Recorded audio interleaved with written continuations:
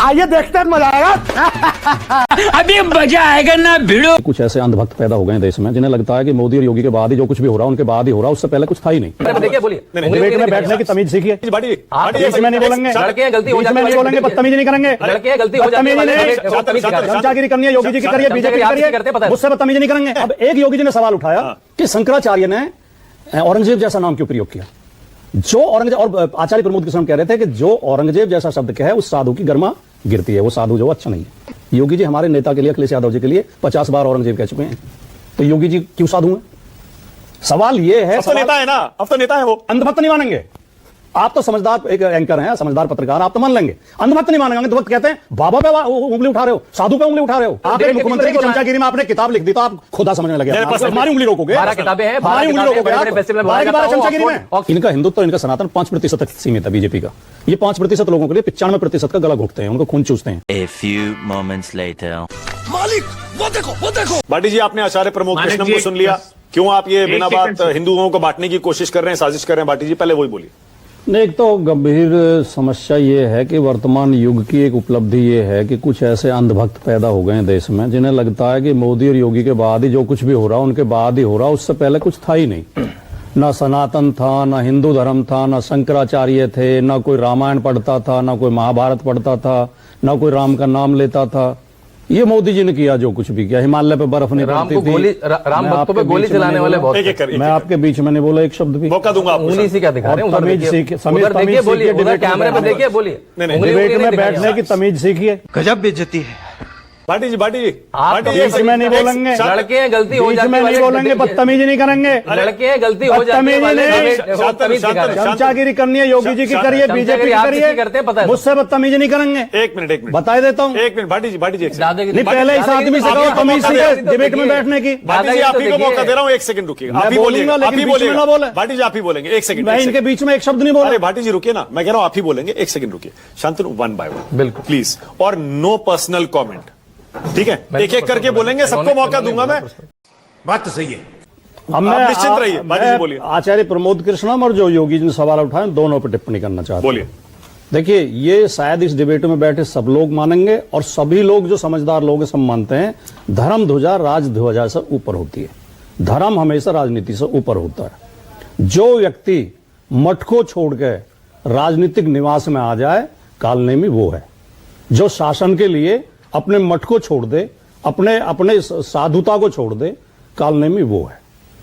दूसरी बात, इसी जो गोरखनाथ जी का संप्रदाय है, गोरखनाथ जी की जो परंपरा है, गुरु गोरखनाथ के जिंदा रहते ही एक राजा थे गोपीचंद नाम के, उनकी मां ने उन्हें योग दिलवा दिया।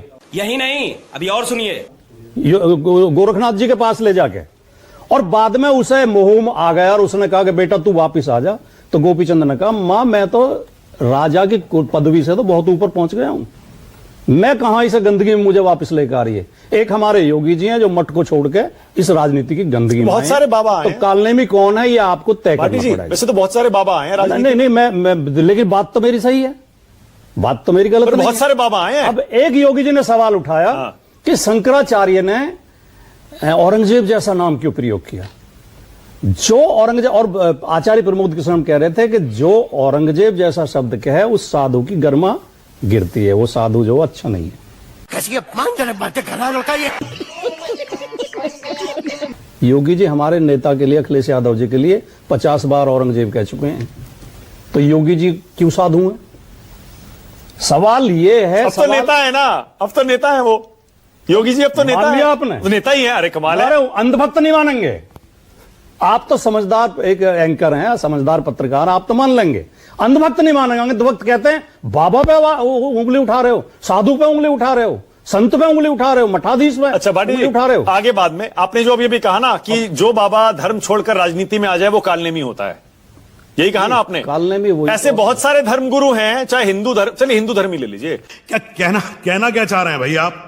बहुत सारे ऐसे धर्मगुरु हैं जो राजनीति में आए हैं धर्म छोड़ के अपना। उनमें शायद कुछ समाजवादी पार्टी में भी रहे, कुछ कांग्रेस पार्टी में भी रहे। भाटी जी आप सबको कालनेमी कह रहे हैं? देखिए, नहीं, मैंने तो योगी जी के सवाल का जवाब दिया है। सही पकड़े हैं।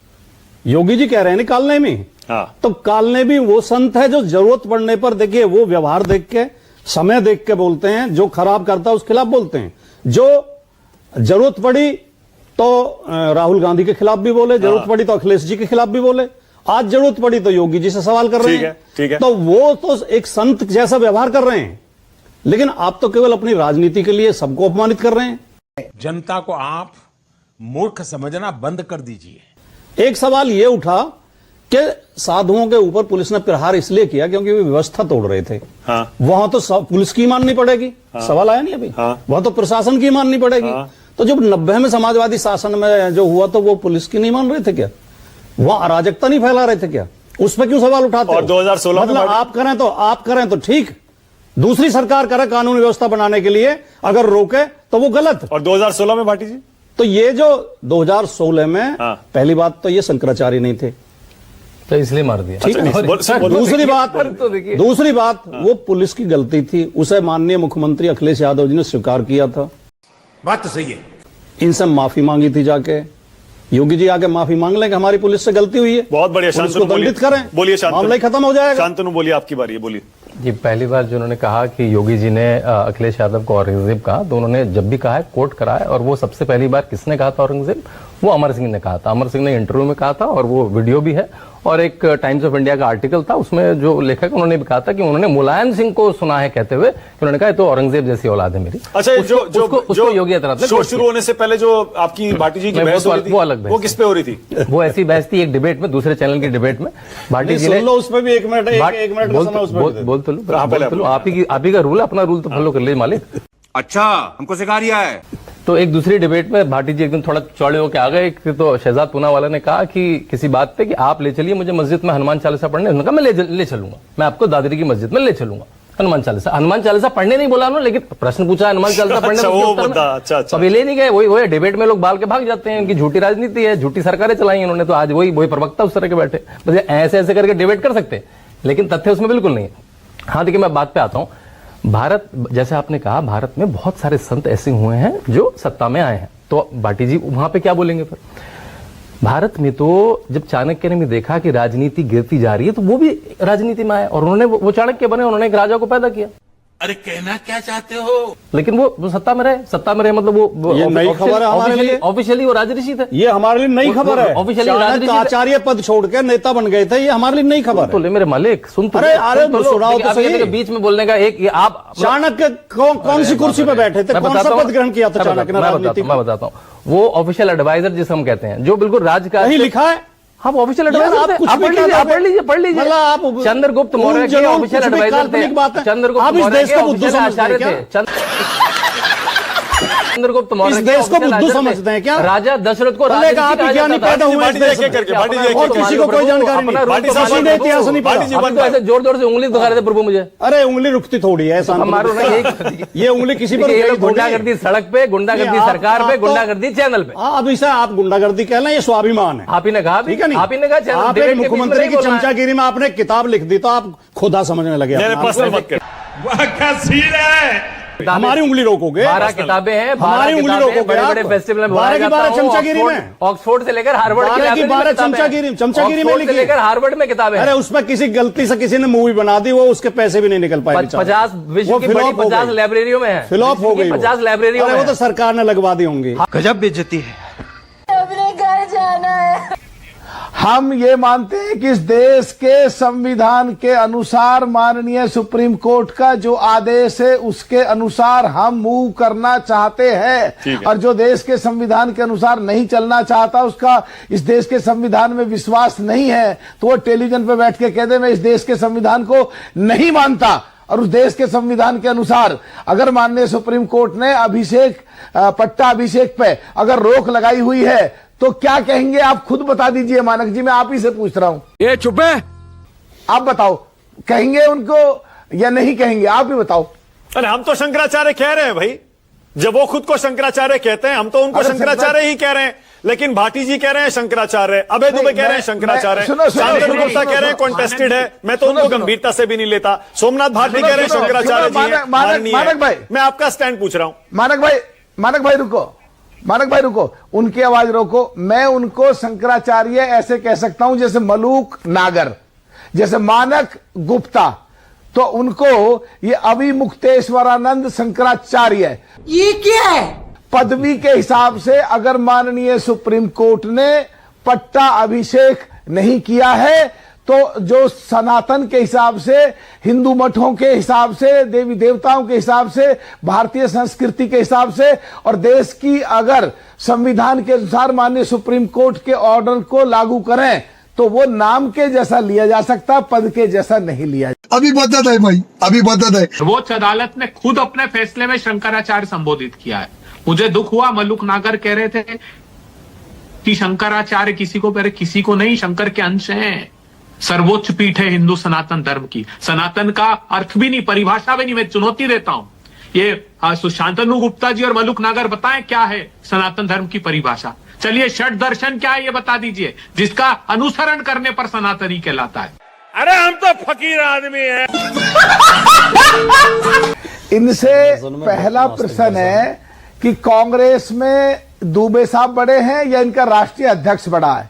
अगर राष्ट्रीय अध्यक्ष बड़ा है तो मैं इनसे कह रहा हूं अपने राष्ट्रीय अध्यक्ष को समझा दें।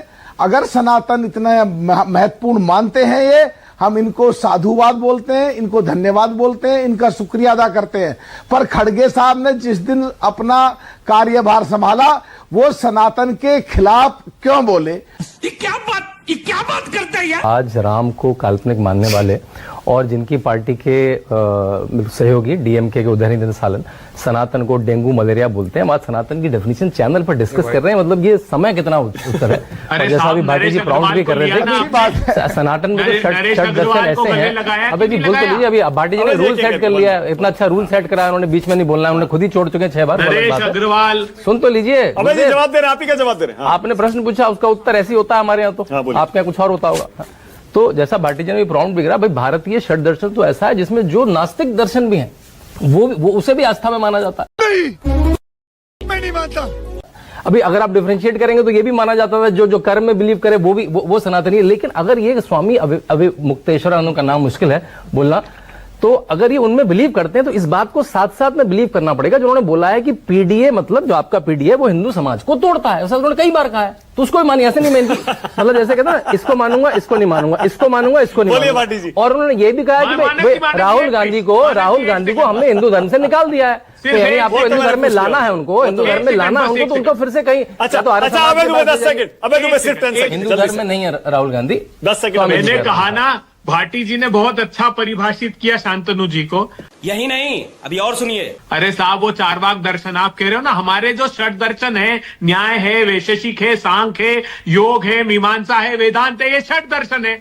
आप कह रहे हैं जो आस्था आस्तिक नहीं हो वो भी, अरे वो चारवाक है साहब। ओके, राजकुमार भाटी जी बोली जल्दी से। भाटी जी नहीं, जो ये कह रहे हैं कि पीडीए नहीं है तो वो हिंदू, देखिए ऐसा स्वामी जी ने कहा, ऐसा स्वामी जी ने कहा है कि पीडीए बोले तो दीजिए, बता दूंगा प्रश्न हो गया सवाल हो गया। ठीक है, बोलिए भाटी। इनके हिंदुत्व और इनके सनातन और हमारा हिंदुत्व और हमारे सनातन की परिभाषा अलग अलग है। शाबाश। इनका हिंदुत्व और इनका सनातन 5% तक सीमित है बीजेपी का। ये 5% लोगों के लिए 95% का गला घोंटते हैं, उनको खून चूसते हैं, उनके हक मारते हैं, उनकी नौकरी छीनते हैं। कहा है कि पीडीए मतलब हिंदू धर्म को तोड़ना, बीच में चिल्लाने हमारा हिंदुत्व और हमारा सनातन 95% लोगों को न्याय दिलाने के लिए, उनको जोड़ के रखने का, उनको जोड़ के रखने का, इससे इन्हें पीड़ा है। तू समझा? हाँ। नहीं, तू समझा नहीं।